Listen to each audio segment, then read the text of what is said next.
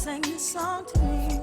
There was a message in its melody, sweetest lyrics that I ever heard. There's a message in the songs of birds. He said, tomorrow is another day, but living is the only way that tomorrow's gonna ever come.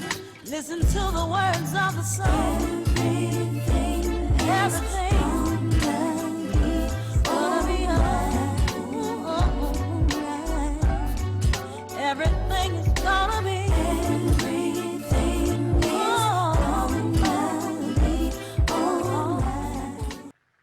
Fantastic. We are here again with one excellent connection to Facebook using Zoom. I want to welcome everyone who's looking at the show and who will look at it later to A Sip of Inspiration. And as you know, in A Sip of Inspiration, I try to bring you programming that will actually help you change your life right now. I like to bring you easy to use techniques and ideas that will cause you to think about things that you want to do, and actually people who can help you see that anything that you stay focused on that you can do. So joining me for tonight's episode is Gerald. I love Gerald J. Leonard. So I was looking around for an interesting guest, and I discovered Gerald. The thing that I like about Gerald is Gerald wrote a book that talks about 7 ways to develop a culture that works. But in this whole process, Gerald has tied this to music.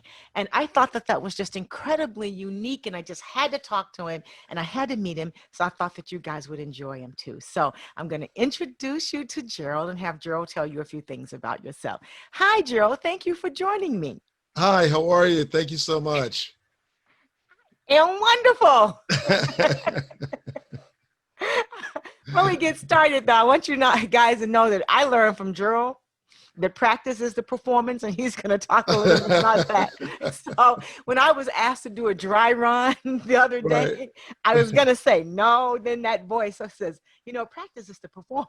So exactly. I said exactly. yes, and I practiced. How you practice is how you perform. That's right. And when they asked me, you want to practice again? I said yes. That was the Gerald voice in me, because that was not the Stephanie voice.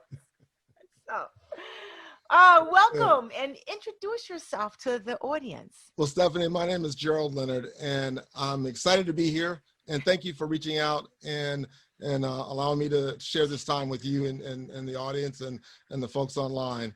I am a classical and jazz bass player that grew up in Lakeland, Florida, and went to college to an HBCU and Central State University, then down to Cincinnati Conservatory. Long story short, went to the ministry for a few years and then came back out and kept playing music while I was doing a lot of different things that I was doing, and started doing both, playing music and going into business. And I'd already had my master's, so I didn't really want to go down that road again. And I realized that certifications was the way. And as I went down this road of developing and getting certifications and still playing, I began to see this unique combination of that music and playing in music ensembles and working in small teams in business had a lot in common. And down the road, Willie and D. Jolly gave me this idea, planted this idea in around 2015 of being all about that bass. And I took that and ran with it and combined the two. And then here I am later with my first book, Culture's the Bass, and my book, Workplace Jazz, that's being published by Business Expert Press, is coming out this fall. Fantastic. So there's some basic questions we're going to ask so that the audience can get to know you as much as I do. Because I want them to know more about you than practice is the performance. So how did you get started in this particular field? I know you had the idea about the music, and it's all about that bass. So what was your first, what was one of the first things you did? Because people do try to combine their love for a thing like music with their passion for another thing. And sometimes it doesn't go well, but it seems to have worked very well for you. So how did you do that? And what do you think has made you successful throughout your career? It's been seeking out mentors and coaches who've done similar things themselves. For instance, Dr. Willie Jolly was a jazz singer, and he talks a lot about this in a lot of his materials, where he was performing at a club, and the club eventually replaced him with a karaoke machine, and he had to reinvent himself. And he became a speaker, and actually became one of the top speakers in the world. But he always remembered his roots of being a musician and being a singer, and so he combined the two. There was a gentleman named Jim Cathcart who he's written like 18 books, has been part of the National Speakers Association. He's a business consultant, but he's also a phenomenal guitar player. And he became one of my coaches, a guy named Mike Rayburn, who played guitar and went to James Madison and studied, but then became a speaker. And he's one of the top speakers in the world for playing guitar and music. He's performed at Carnegie Hall 3 times. So I went after people who I saw were doing something that I would want to do and be able to combine it. Mm-hmm. And by seeking them out, getting coaching, paying for services, paying for coaching, paying for mentoring, investing in myself, they helped me clear up ideas. I went to conferences, and I would share my idea with the breakout groups that I would be put with, and they would give me additional ideas. And so I think one of the challenges is when you have a lot of different ideas and you think there's some meat on the bones, if you will, for some of these ideas, one of the best things to do is, and it takes humility to say, I don't know how to do this by myself, because none of us are going to be a self-made person by themselves. We always are made as a community. And by finding people who, success leaves footprints. And by finding people who are really successful in doing what you want to do and approaching them, many of them will be honored to take you on or give you some advice. And by being persistent with that, it happened over time. So I like what you said, that no one is self-made, that we're actually made by the community. So that's a good thing for us to remember. And then we back up some. You mentioned that you actually have to start to pay for mentoring and coaching. And I bring that up because there is so much free mentoring and coaching online. So even I do, in my consulting, I do a free coaching module. And some people think that that's just enough. Right. So, the free coaching is just to get you interested. They're not giving you they're not giving you the gems. And so, this idea came from a paid weekend. So I did like Thursday, Friday, Saturday, Sunday coaching at Willie and Dee's house with a small group, and it was a 5-figure investment in myself. But by spending time with them, I got all of his books, all of his materials. I got to have lunch and dinner with them and really share openly about what I was trying to do and where I was trying to go. And, Willie has certain things, and his wife, Dee, is an educator. So she has a master's in education. She knew how to pull things out of me that I didn't know how to pull out of myself. And so between the two of them, they were able to help me to see some things about where I was trying to go that if I wouldn't have spent that weekend and spent that time and spent the money investing in myself, I would have never figured it out. Okay, so it was a worthwhile weekend. I try to get people to understand that you do get to a point where you really do need to invest in yourself. Well, I have an article that I wrote, and I have this in my second book, Workplace Jazz, and it basically says the highest paid people in the world love feedback. But they love feedback from other experts. Because you think of Tiger Woods, he still has a coach. He has like 5 or 6 green jackets. He still has a coach. Why? Because if he can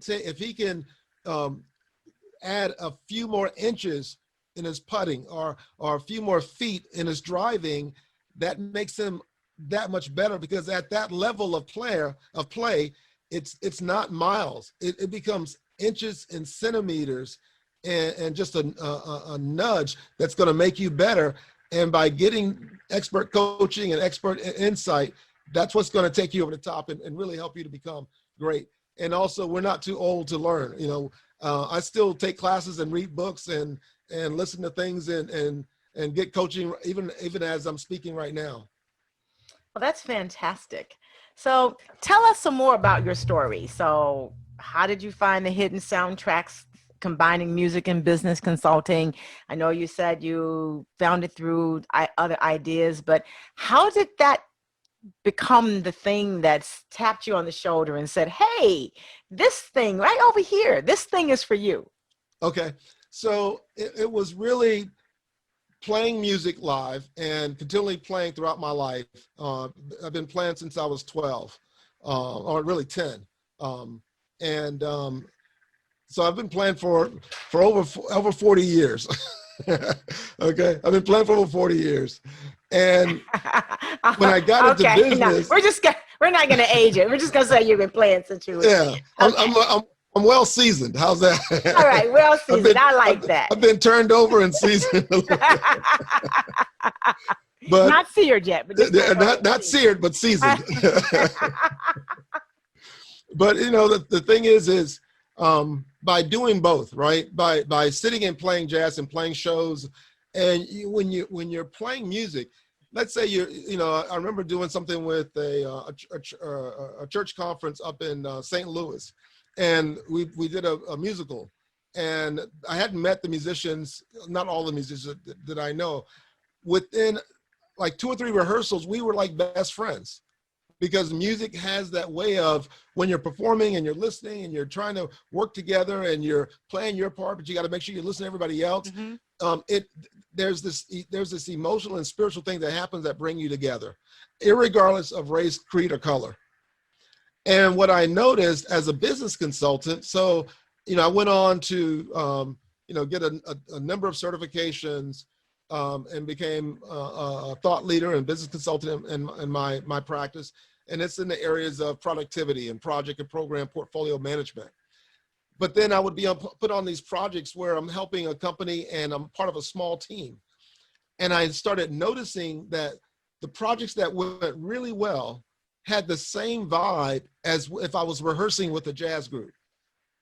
Because okay. everyone came to the meetings prepared and really focused on mastery of their skills. But at the same time, because they had focused on mastery of their skills, they could leave their ego at the door. So it wasn't about, look at me, look how much I can play, look what I can do, look how great I am. It was, we're going to deliver X for this client. And now at this point, you're going to take the lead because this is what you're good at. So everybody follows. And then now it's the developer's time or someone else's time. Now they have to take the lead and everyone else has to support them. Well, think about a jazz song. You start off playing and you play the melody, whether it's confirmation or some modern thing, I'll use confirmation. I like Charlie Parker and confirmation. So you go, right? So everybody's playing that. And then you start soloing. So let's say the saxophone player solos. Well, the bass player, the drummer, the piano player, they have to support him. They got to listen to what's his interpretation of this song. And then the piano player solos and everyone goes, okay, well, what's his interpretation? Then the bass player solos and everybody drops out. And so you can hear the bass player. That's just right. What happens. Everybody just drops out and the bass player and the drummer are kind of doing their thing and then they come back in. But what I realized was it was the same concept and same skills, but musicians had honed these skills naturally. Because when you're in a room growing up and you're spending 8 hours a day listening to music and rehearsing, and then when you start performing or practicing with someone, you have to really make sure you're listening and be in tune and to make sure you're playing the same style or creating the same mood. And great teams have also learned to really listen. They've learned to surrender to support. They've learned to have a great vision. They've learned to master their instruments and leave their ego at the door and bring their skills to the table to support the overall holistic whole of what they're trying to do. I do have one question that just rolled in from our Facebook family is, are you saying that you're equating self-development with music, that they sort of go together? Oh, they totally go together. Because I like I said, I started playing when I was 10 and the story is my sister had a little red guitar. And so if she's listening, it's a little red guitar that we still have at our house. And the strings are off it now, and it had little white tuning knobs. And it was hers, but as a 10-year-old, I'd sneak into her room and grab it and I'd play. I took piano, I wasn't really interested in that, and she wasn't really playing it. So I'd sneak into her room and play it. So one day she caught me and she realized she wasn't going to play it. So she let me have it.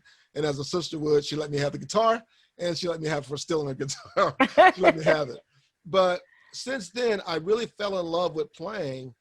And I didn't realize that all of the musical training I did as a kid in middle school, in high school, that when I got to college, and when I got to college, actually, I'm just real honest, I had to take some remedial classes because I was so into music that I wasn't focused on academics in high school. I mean, I got by, I graduated, but then when I went to Central State, I had to take some remedial classes, and then I had to say, okay, I got a scholarship because of music, so I got to take the same attitude towards music and put it towards my academics. And then I realized that I was really good at math, and I didn't know why. And it was because of all those years of playing music. Yeah. And what I realized was that that in music, you're developing the same part of your brain that contains the mathematical part. So when I picked up IT and technology, computers, it was like picking up another instrument. And so, yes, music is critical. And I think to me, one of my pet peeves about music, and especially with schools, is when things get tough, they want to cut music. And they don't realize the disservice that they're doing to the children, because some of those kids, that's the only way they're going to develop that musical and mathematical part of their brain. And they have fun doing it, and they like doing it. Right, you're right. They cut music, art, and physical education. Exactly. Right? All the things that you need. All the things that you really need. That's right. So I was thinking about, you said that, you know, when you're right, when a group is together and you're planning, and I'm thinking about some of the most successful projects I've had the opportunity to work on, it is like a concert. You do listen to what the other people have to say, and then you figure out how to fit that in, or if you have something different, it's an expansion, and no one is thinking about ego. Everybody is thinking about how the piece is going to come together, how the project is going to come together. Exactly. Oh, that's fantastic. Cool. And and it's the same mindset of the jazz musicians. Mm-hmm. So we know that you have coaches and mentors and stuff. So tell me why you chose those particular mentors, and how have they helped? And do you still keep in contact with them, or do you find that after a period of time that the people that you use for mentors and role models and coaches change, and why? Because sometimes people don't know, do you stay with one person forever, and what's the difference, and how do you make the decision as to who's going to be your coach or your mentor? Right. So the way I did it was with coaches and mentors is I look at their record. I look at the results. If you say, like for Willie and D. Jolly, you say you're a speaker, well, he was a Hall of Fame speaker. That meant that his peers at the highest level of the speaking industry said, you're one of the best. That he had spoken literally all over the world, and he had performed, he did albums. And so I looked at his track record, because anyone can talk a good game. Yes. Right. Yeah. And so when I first published my book, Culture is Bass, you notice it has the bass player and the seating. Well, when I first published it, if you go on Amazon, you'll find two versions of that book. One had a purple color and like a bass. Yes. And that was the one I fell in love with at first and really liked. But when people looked at it, they were confused because they thought, is this a music book or is this a business book? And so if I explain it to them, they'll say, oh, it's a business book. But this one, you can actually see that this is a business book. Yes. And so working with coaches helped me to say, wait a minute, I need to relaunch this book and redesign it. The second thing is, when I first wrote the first book, it was self-published. As soon as I published the book, I started getting phone calls, emails, Twitters, Facebook outreach. We have this service we want to sell you. So I go look up the company and go, okay, well, you have a couple of books on your website, but you got nothing. I mean, I'm not seeing anything of value. So I then saw Jack Canfield. Jack's written 46 bestsellers, right? And Chicken Soup has sold over 500 million copies. Yes. So he's standing next to this guy that I've never seen before. So I'm looking at Jack and I'm listening to him, and they talk about this thing called Bestseller Blueprint. And it's let's say it's a $1,000 program. And I'm looking at it and I'm looking at him and I'm going, and then Jack says, this is Steve Harrison And Steve Oh, helped me yeah. launch. Steve helped me launch Chicken Soup. I went, okay, He's the radio guy, yeah, right? exactly. Exactly. PR, RTIR, right. exactly. Bradley Communications. Right. So I looked and said, okay, I don't have $1,000 in my pocket, but I do have with my consulting brand, I have an operational budget. Do you have a payment plan? Seriously, because sometimes we let money stop us. We think, okay, this is the goal, and do I have this? And sometimes folks are like, listen, I'll make it available to you. So I got on a payment plan with them, and I took that program. And then I did the next level program. I found that they had more. And so I looked at my budget. I looked at what I was doing. I looked at what that would possibly do for me. And I made the investment in myself.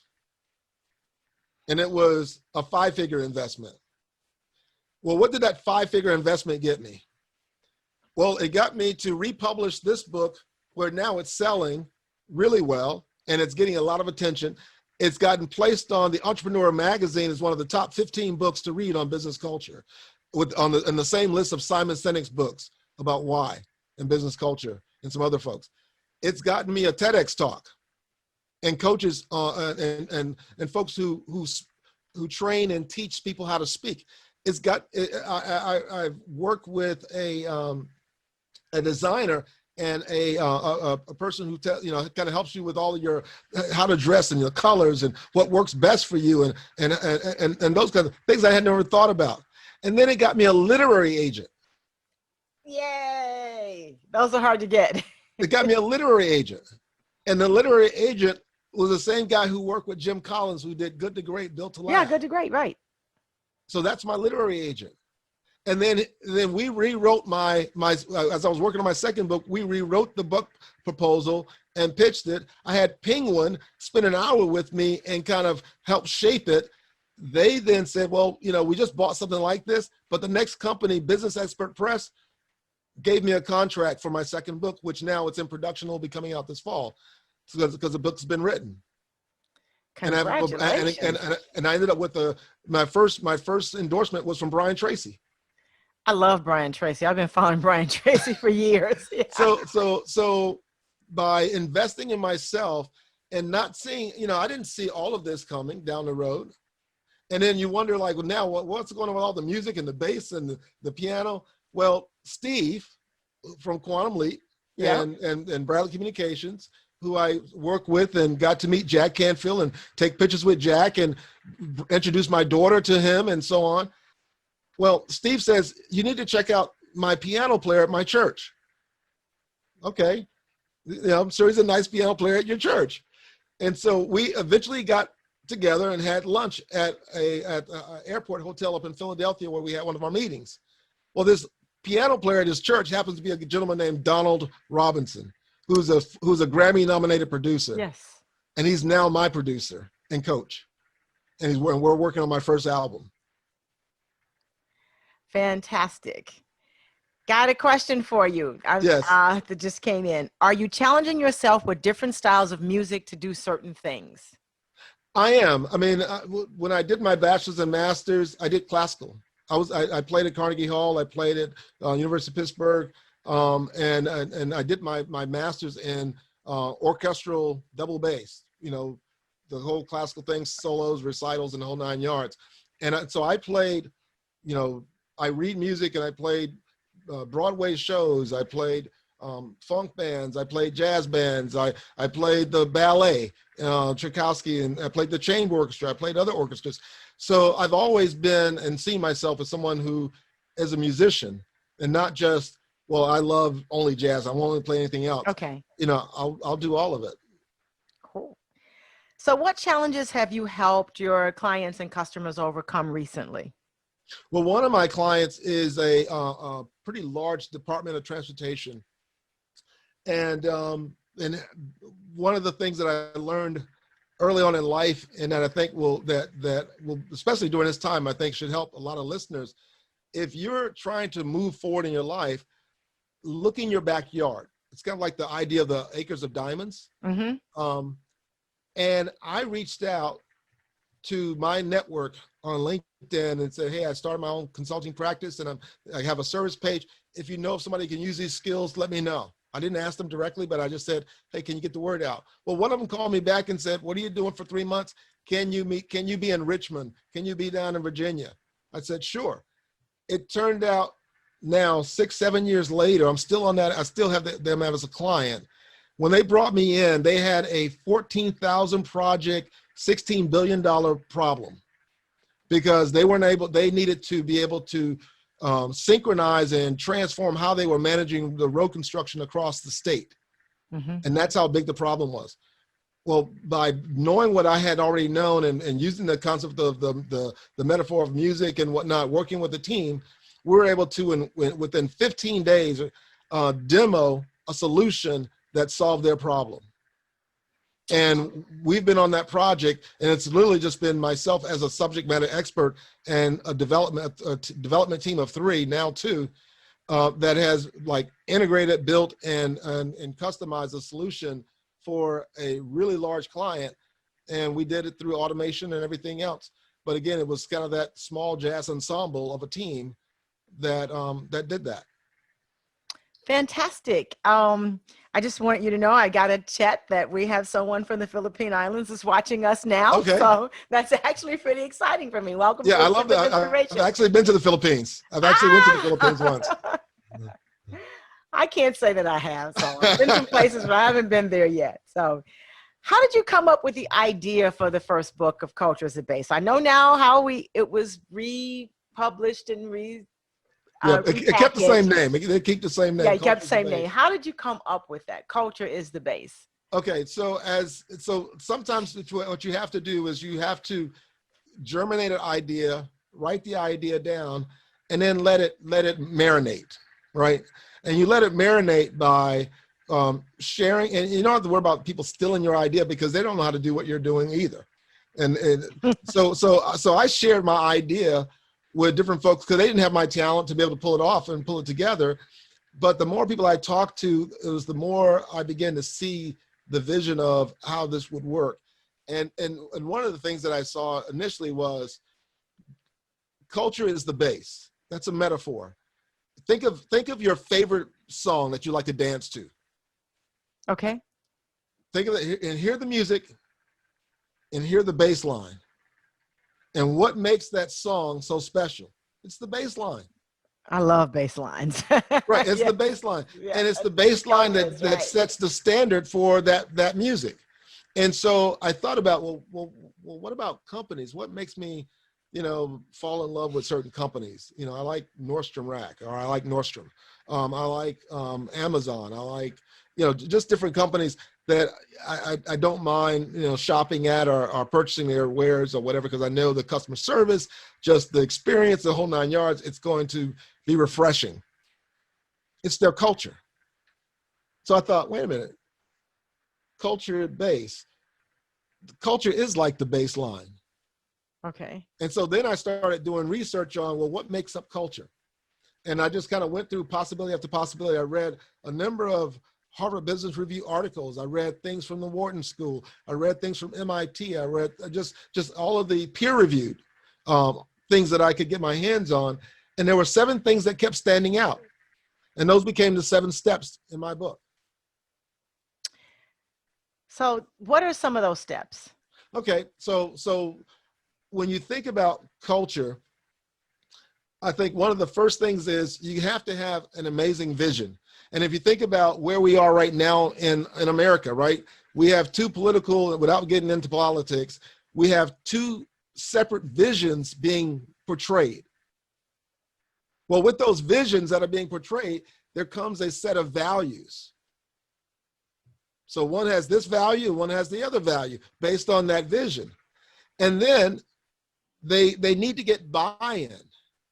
They need to get people to buy into what they're casting, this vision that they're casting. And so the way they do that is they tell stories. Because when we hear stories, like my story of the red guitar, or the story of just different things, or working with Willie and D. Jolly, stories, it moves our head, it moves our heart, but it also moves our hands. It gets people to move. And then we have things like best practices. And I look at best practices as like, you know, a really nice chocolate chip cookie where the chips are baked in and melting, you know, one that you know, the one that makes your mouth water. And then it becomes the environment that you're in, you know, whether the environment is a physical environment, a virtual environment, and a operational environment that sets the tone. You walk into a legal office of a top, you know, 100 law firm, that's gonna be very different than mom and pop law firm around the corner. And at the end of the day, it's all about getting things done and executing. And execution is a process unto itself, and there has to be a cadence, a rhythm, a vibe that goes into creating execution. And so what I realized in doing my research was that it was those 7 things that at any time you can take anyone's culture, and if you start working on any one of those 7 things, you can reinvent and re-optimize and make the culture much better. Yes, a lot of people don't have the patience. A lot of corporations don't have the patience to go back that far. Like, what is the vision and what do we value? What do we actually value? And we don't know how to get there. But I like the idea of the stories. What stories are we telling? What stories do we hear? What stories are being told about us? And I thought about the Nordstrom story where the guy returned a set of tires, and Nordstrom doesn't even sell tires. And they said the salesperson says, "Well, sir, we don't sell tires. We bought the tires here." And they said, "Okay, how much did you pay for them?" And they took them back. And they took them back, and they refunded the money. And they went and sold the tires and gave them to somebody else, another store, because at that point there was a tire store there. That's like, I bought the tires from here. From here, right? So I just took them back, right? So you're right. It's the story. So that's the place to look at. What stories do you tell about your? And if you think of any, and I think I talk about this in my book, is the idea that buy-in is a team sport. You know, no one ever wins the NBA finals or the Super Bowl or the national pennant as a single person. It's always a team. And then you go talk to the team and they said, "Man, the coach had this great vision and we had these certain principles that we lived by and we all bought into it and we had these great stories that we told and we all made sure we practiced well and we kept this certain environment and we just did the work." Well, those are 7 principles. Fantastic. And I've got a shout out from a friend of mine, Sarah Claymore Head. "Hey, how are you doing?" She said to say hello and to say hello to you. So fantastic. So I've got another question. I am writing some of your quotes down too. So I may post some of them by virtue of you, you know, like buy-in is a team sport. I like that. I think that is really, really a good one. So I hear that you do have a publisher you mentioned for your upcoming book, Workplace Jazz. Yes. So how did the idea for that book come about? And I know this has been a great discussion, but I don't want us to leave this hour without having to talking about your TED Talk and the health challenge that you had. Yeah.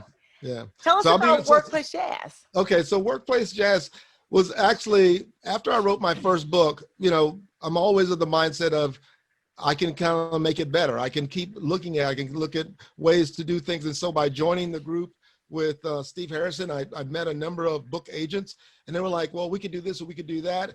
And so after analyzing, I realized I don't want to touch this book. I like it the way it is. It means something personal to me. So I said, okay, I'm going to take what I've learned now from, you know, Jack Canfield and Steve Harrison and so on, and I'm going to write another book. And when I first came up with the second idea for my second book, I called it Building a Symphonic Company Culture. So I was thinking about the symphony again. Okay. And long story short, when I sent 4 pages or four chapters to the literary agent, we ended up having a call. I was going to a birthday party my uncle down in Miami. We're in a car. I'm having someone else is driving, and I'm having a call with the literary agent, and he goes, I love where you're going, but it's been done before. But I know you have this jazz background, so let me run this by you. What do you think about workplace jazz? And I thought, that's interesting. And so I kind of blurted out in the car, and my family was in the car with me, and they were like, I like that. I like that concept. So like, okay. And then now the literary agent has 40 years experience. in the major publishing industry. So at this point, I'm putty in your hands. If you without being anything vulgar, if you tell me to call it, dog soup, and it's going to bring people in and allow me to share my story and make a difference, then that's what I'll do. So but bottom line is, we came up with the concept. I actually had to rewrite the book because I actually had written most of the second book. So I ended up rewriting the second, redesigning it, rewriting it, restructuring it. And then I decided to start interviewing other people, other musicians, and also have 2 stories per chapter of jazz musicians to tell their stories of people that I've met or people that I admire as musicians and speakers. And so, and throughout that process, I actually did a certification in what they call conversational intelligence, which is the neuroscience of conversations and culture. But bottom line, I was able to then take the concepts of productivity, workplace culture, neuroscience, and music, and infuse them into a book that has a lot of stories, that has science behind it, that has processes and benefits, and then has action items for you to do, and an assessment after each chapter of what did you get out of that, and here's how you can make it better. And then at the end, if you go through the 9 steps, because the framework is called improvise, and I always have a framework for my book. So it's basically workplace jazz, how to improvise. And improvise stands for, the various items in there. I'm not going to go through all that right now. But the bottom line is, at the end of it, I have the reader go through a checklist and say, okay, how am I doing in this area, and what am I doing, and what do I need to improve? And so by the time they finish the book, they have a roadmap of how to improve their organization and their teams to be high-performing, agile teams. Oh, that's fantastic. TED Talk time now. Yeah. I love the TED Talk. So it's so I know you've done the TED Talk. I've watched it. So what was the title of the talk? What was it about? And how did you tie all of that together? Okay. So the title of the TED Talk is "What If Practice is the Performance?" Yes. And it's really about my life because one of the concepts that came out of that for me, or that I'd always thought about, was, as a musician, even as a working musician, you spend 95% of your time practicing or doing something else instead of performing. Even if you're playing in a major symphony and you're playing 4 days a week, 1 or 2 hours a night, that's still only 5% of your time. So the rest of your time is preparing, either physically, mentally, or physically, practicing and developing your skills. And the reality is that if you don't love practicing and the preparation and all the other work, and then you get on stage and you make a mistake, you're gonna feel horrible, and you're gonna miss the opportunity of what it was like to go through that growth process. And for me, it's more about the journey of becoming than the destination of getting there. Because once you get there, it's like, oh, okay, well, what am I gonna do now? I gotta go someplace else. I need to keep growing, because that's the human spirit. So what led up to this talk was 6 weeks beforehand, I was at a workshop, and I had a major bout with vertigo. And vertigo, usually it's the fluid in your ear or the hair in your ear that gets out of whack and you kind of lose balance and so on. Well, that wasn't my situation. It had something to do with a viral infection. I don't know what it was, but it impacted my right inner ear nerve. It's a nerve that's like a part of your brain. And it basically wiped out what's called the vestibular system. And it's the ability for us to balance. We balance by our steadiness, by what we see, our vision, and also by this balancing that's in our ears. Well, the balancing in my ears was gone. I mean, basically I had like 14% capability. I had lost 86% in my right ear. When I walked into the doctor, he basically said, "I'm surprised you're not deaf in your ear." And I was in the hospital for a day and a half. I had come home with a red walker. I was to walk on my own. And I felt like I had a concussion. I had high pitches. I felt like I was out in the middle of the ocean on an ocean liner, but I was laying in bed. I couldn't look at my laptop, couldn't look at television, literally I was like, okay, you're handicapped.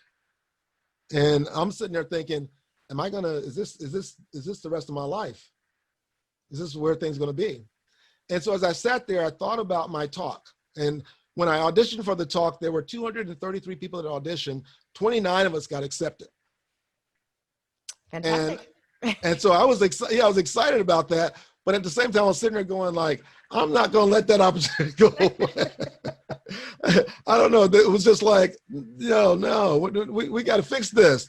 I'm not going back through that again. I may not get in. It's like, listen, Vertigo now. All right. Exactly. And so I'm laying there and I started thinking about the talk. And the way I got involved in the concepts of neuroscience is my son was born with ADD. And so I wanted to understand what he was going through as he was growing up. And so I did a lot of research and started reading a lot about neuroscience, and I got into it. So when I wrote the program, I always brought neuroscience into what I was doing, even though I've never taken a science class or a medical class or anything, but I did study quite a bit of it.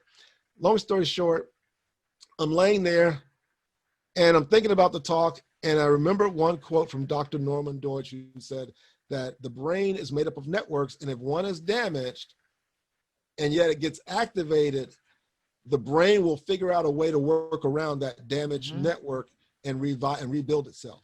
So I thought, okay, so let me eat my own dog food. And as soon as I could sit up and walk with that walker again, because I worked from home, I went to my office, I grabbed my bass, and I sat in a chair and I played a little bit. I was like, thank God I can still play. So I played for like an hour and I was exhausted. I went back to bed. The next day I got up. I didn't need the walker. I was literally holding onto the walls, and I felt different. So I went back and played some more for another couple of hours the next day. And within a short period of time, I'm walking to the mailbox. I'm walking to the front of my house. I'm walking down the street, because I used to walk in my neighborhood quite a bit. And within 3 weeks, when I had my first ear, nose, and throat doctor appointment, I walked in unassisted. And he looked at me and he goes, you've had a traumatic brain injury, but you walked into my office. Who are you? What do you do? I said, well, I'm a bass player. And I got a TEDx, and I'm getting ready I'm performing, I'm working on my TEDx talk. I am going to deliver that TEDx. And so 3 weeks later, I drove up to Delaware and gave that talk. And if you watch the talk, you'll notice I don't move a lot. I'm very measured, because I was still right in the middle of the whole process, but I had gotten myself to the point where I could deliver the talk. And then I wrote the song Vertigo, which is actually now the first song that's going to be on my album. Oh, that is a fantastic story. I do have a question. Are there times when you catch yourself feeling sad about something? And if you do you think of sad music? No, I don't. Not that I don't get sad, but life has ups and downs, and life's a journey. And one of the things I've learned is, and Dr. Daniel Amen, who's a neuroscientist, talks about this. He calls it ants. He says, sure does. The automatic negative thoughts. Right. And we all have them. And so I realized that early on in my life, but I realized that if I never give my brain time to go negative, then even if I'm not feeling well, I won't stay there for long. And so, I've had some investments go bad. I had a property that I bought that went bad. And every time I had to go deal with it, as I'm driving to go deal with this, I'd put a CD in the car, and I'd get fired up as I'm going to deal with this horrible situation.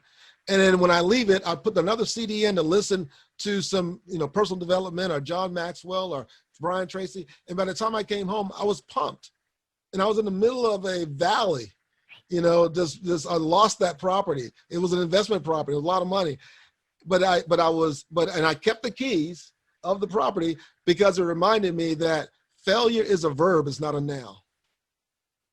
Because sometimes we fail and things happen, and we want to say, well, I failed. No, you're not a failure. You failed. Everybody fails. Some people go bankrupt multiple times, and they still go back and build another business and rebuild what they had. And so they that mindset is, failure is a verb. It's not a noun. And it's not final unless you allow it to be. Exactly.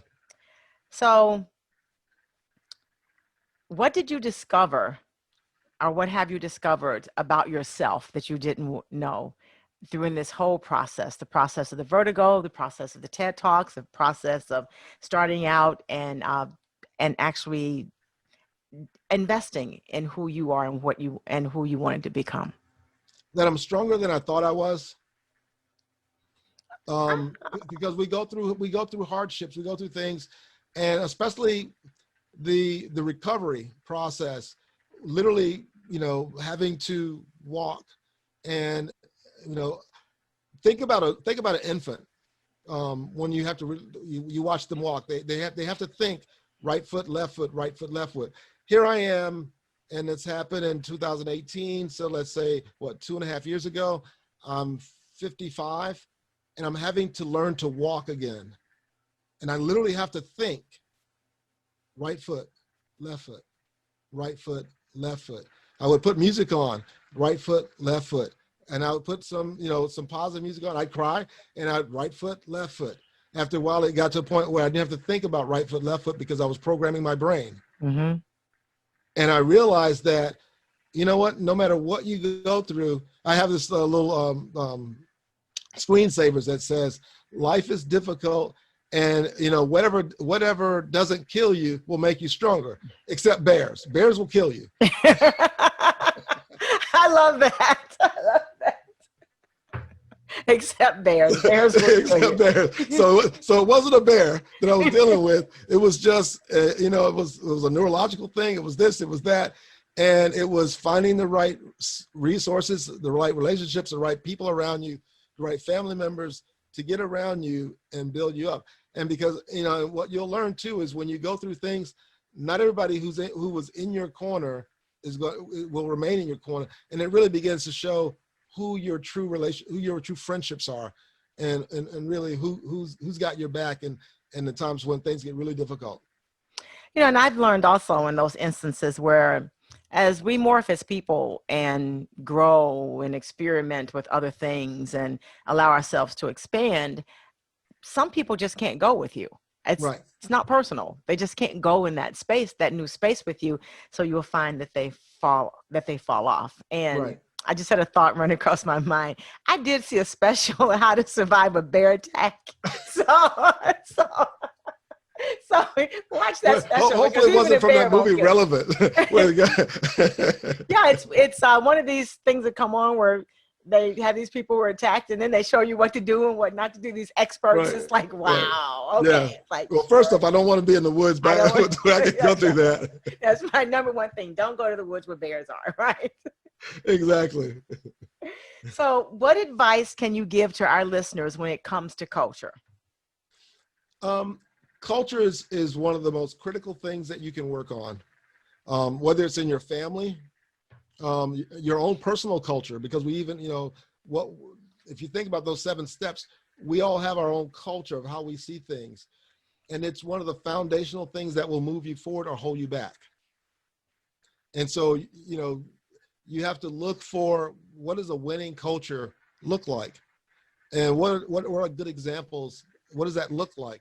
And then when you find them, you then go after that, and you spend the money, you invest in yourself, you read the book, you listen to the book, you take the class.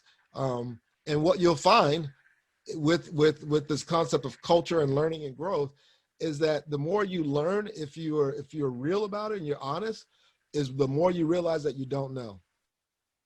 And so you have to then go, I'm going to focus on these 3 or 4 things in life and really get good at them. Everything else I got to delegate and pay somebody else to do, because I can't be good at everything, and so I'm not even going to try. And it simplifies your life. You need to say that again, because I know a lot of people, including me, that think they can do everything. You have to delegate. You gotta, yeah. You can't. You just can't do everything. It's like exactly. You cannot do everything. I do have a question in that says, we know that you're working on the new book. So after that, what's your next endeavor, and how are you using music to prepare? Okay, so as soon as I finished and got the final manuscript to the publisher, I started working on my third book. And because the process I use is by a lady named Ann McAdoo. She has a book out on Amazon. Basically, how to get your book out of your head in 90 days. It's an awesome book. Has a great process to it. But basically, I like the first part of the process. I like the whole process. But because by the time I'm ready to start writing the book, I've done so much research and I've organized the material and I've done all the things that I need to do that now it's just painting with numbers. I'm just kind of filling in the blanks of the structure that I've researched. So at this point, I'm actually working on my, I started working on my third book while the publisher is finishing up my second one. And with, you know, I have a studio here at my home and I'm working on my album. And instead of trying to do the whole album, I feel like I got to have a whole album at one time. No, I'm going to do a single and I'm going to do one song after the next. And if it takes me, you know, 1 or 2 months to do each song, which with my producer, it won't. But so I'm doing that. I started a new podcast and I'll be starting an online magazine based on another company I'm starting called Productivity Intelligence. So do you still play just for enjoyment? I do. I've never played piano. I use piano to compose, and I use piano for theory, and I use piano for personal enjoyment. I've never played piano out professionally, and I never will. But I use it as something that I get to. It's kind of like my gift to me, and I get to play it, enjoy it, and just because it's music healed me. And I'll never forget the fact that what God has given me is a gift. And it was a gift that I can share with others, but it was a gift that gave back to me because it gave me back the ability to walk. It gave me back the ability to balance. And a lot of my friends will say, they know when I'm playing a lot because I look like a kid. I'm like, well, I was always smiling and kind of playful and giddy because, you know, that's just what music does to me. So going back to the practice is the performance. Yeah. When you are working with organizations, how do you practice for that? Well, I think how you prepare? Well, there is in every meeting, you know, like I was working on one team and we used to have a morning meeting and they stopped doing the morning meeting. I told them that was a bad idea. And then they finally decided to do it again. And they come to the meeting and like, oh, what are we going to talk about? It's like, guys, what are we doing? So I kind of coached them into, you know, we need this tool, whether it's a spreadsheet or whatever, that's going to track everything we're going to have. And we're going to color code it. We're going to figure it out. And when we come in, we're going to talk about it and we're not going to drop any breadcrumbs and we're going to figure it out and work together. Well, they were humble enough to say, okay, let's do that. And we get on in the morning calls in the morning and it's like, hey, how's it going? Great. What's going on? And we're talking fun stuff. And then the guy who's leading it will say, okay, well, here's these are the only 2 things I have. Everything else has been covered. We've captured all the breadcrumbs. Anybody got anything else? Nope. And then we'll, and if they do, we give them the floor. And so I've kind of created it like a jam session, if you will, where we have some form of a structure, but everyone feels free to chime in and add value. And we didn't finalize the structure. We didn't know what we were building, but we knew we needed something. And I got the ball rolling with them. And then once they got the idea, they chimed in. And because we all created it, we all have buy-in. Fantastic. So for those that are listening who are in some of those meetings and trying to participate in those meetings to either move a project forward or even just to improve the culture, what are some techniques that they can use in order to create that kind of jam session that makes it work? I got you. One of the first things I learned that, and I'll give the credit due, is from Judith Glazer's book, Conversational Intelligence. Judith passed away in December of pancreatic cancer. And I went up to New York to her funeral. But one of the things she taught in her book and through the certification program was this concept of the the rules of engagement. And basically, rules of engagement is when you bring a team together for the first time, you get everybody to write down, hey, for us to have a great team and a great meeting and a great work session, what are your values? What are the things that you value about this type of thing? So everybody wrote down on a sticky note and they put it on a wall. And then we started seeing where people were writing down some of the same things. Mm-hmm. And we kind of codified and created an affinity diagram around this. And then we, as a team, we all selected, these are going to be the things that we're going to value as a team. Well, right there, we got buy-in because everyone, no one could sit on the sideline and say, well, I'm not going to share, or I'm not going to input, I'm not going to give. When everyone gave and gave their opinion, and their opinion was honored and they were listened to, really listened to. Okay. Because, and here's the thing, when we listen to someone, we actually help them secrete a number of things: dopamine, serotonin, oxytocin, GABA. These are all positive neural transmitters that makes them feel honored. And so when you listen to someone, you're actually giving them a gift. And you're allowing them to breathe. And so they finish the conversation with you and they're like, man, I enjoyed that conversation. I enjoyed talking with you. You know, they can't put it to words, but they know they walk away feeling much better than when they came. Fantastic. Great idea. So we're into the last few minutes. So if people would like to know more about you, how can they contact you? They can go to my website, GeraldJLeonard.com. Say that again. They can go to my website, GeraldJLeonard.com, GeraldJLeonard.com. And from there, you can find out about my books. You can find out about my consulting practice. You can find out about my assessments. I have a store on that website. You can find tons of articles. On my Principles of Execution website, which is under resources, I have over 169 articles on that website. Wow. And on the Workplace Jazz, it's workplace-jazz.com. You'll find the first chapter of my new book, so you can read that for free. You can also read the first chapter of my first book. There's a little thing that'll come up, and then you fill it out, and it'll give you a PDF copy of the first chapter of the book if you want to read it before you buy it. So you can get a flavor for what the book is about. You can also check out a sample of what the album is going to sound like. And then with the podcast, you can listen to now 4 episodes of the podcast. Oh, fantastic. And also you can go out and Google his name or search it.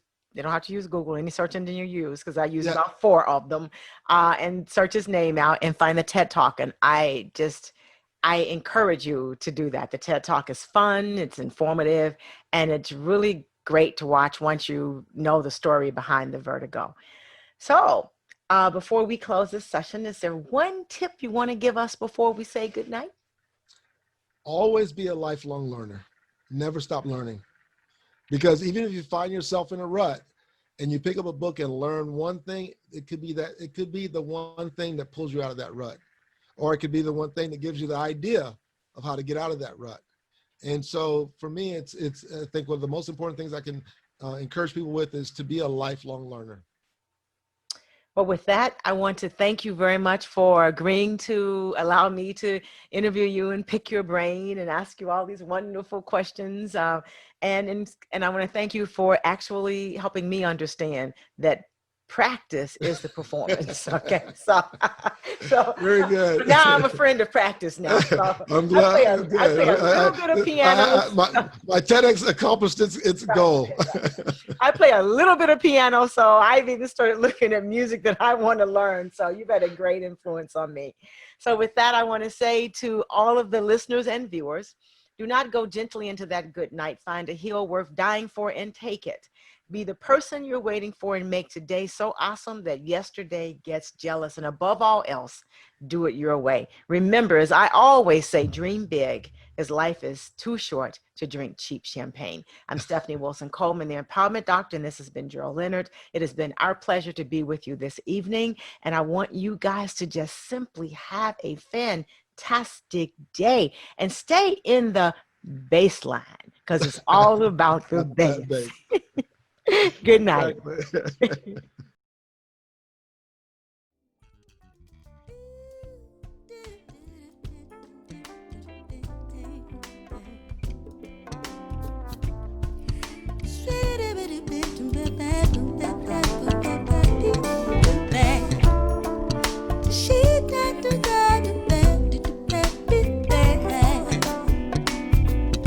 But life's too short to drink cheap champagne, so I decided to buy me a better brand to taste with my